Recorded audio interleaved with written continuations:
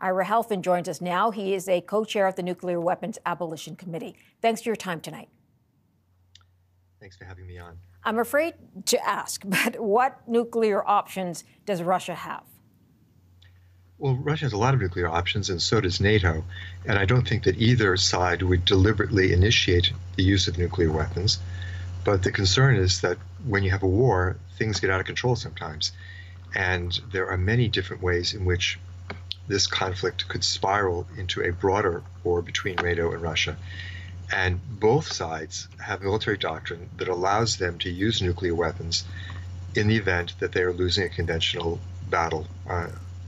And so there's a real potential here for this to take place. Give me an idea of what would be in those doctrines. Well, both sides simply state that nuclear weapons, neither has a no first use policy. They both allowed their militaries to use nuclear weapons first. And the presumptive use in this case would be if either side were facing a significant defeat in a conventional war on the battlefield, they might use nuclear weapons to try to reverse the tide of the battle. The problem is that the assumption there is that they're going to use one or two small nuclear weapons on the battlefield. But the problem is once a nuclear weapon gets used, we don't know what happens. When war games have been held in the past, when even a single battlefield nuclear weapon is used, the conflict rapidly escalates to large-scale nuclear war involving attacks on cities and population centers. What is considered a smaller nuclear weapon? Well, it's a great question because small, when we're talking about nuclear weapons, is not small when we think about other things. Battlefield nuclear weapons can be up to 15 kilotons, the size of the bomb that destroyed Hiroshima. Some are even larger than that. They're smaller than the large weapons that were designed to attack major military targets, to attack cities, but they're still enormously destructive. Wow.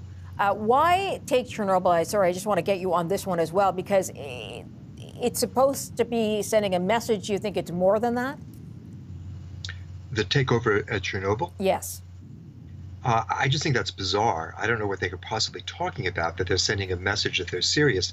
If they're talking about releasing radioactivity from Chernobyl, much of that is going to blow back into Belarus and Russia.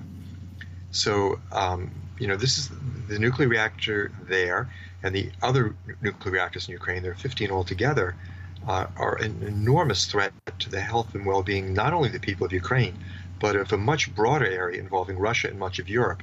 When the Chernobyl disaster took place in 1986, radiation spread over a very broad area in Europe and caused significant health effects to many people well beyond Ukraine. Can you give me an idea from recent negotiations or conversations that the Russian leader has had about maintaining nuclear weapons or trying to at least limit them, how they have gone?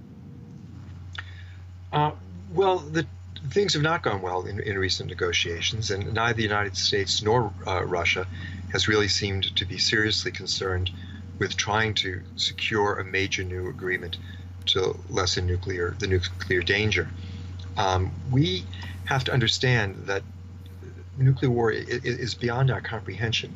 A single 100-kiloton bomb dropped over Moscow would kill 250,000 people. A single 100-kiloton bomb dropped over Washington would kill 170,000 people.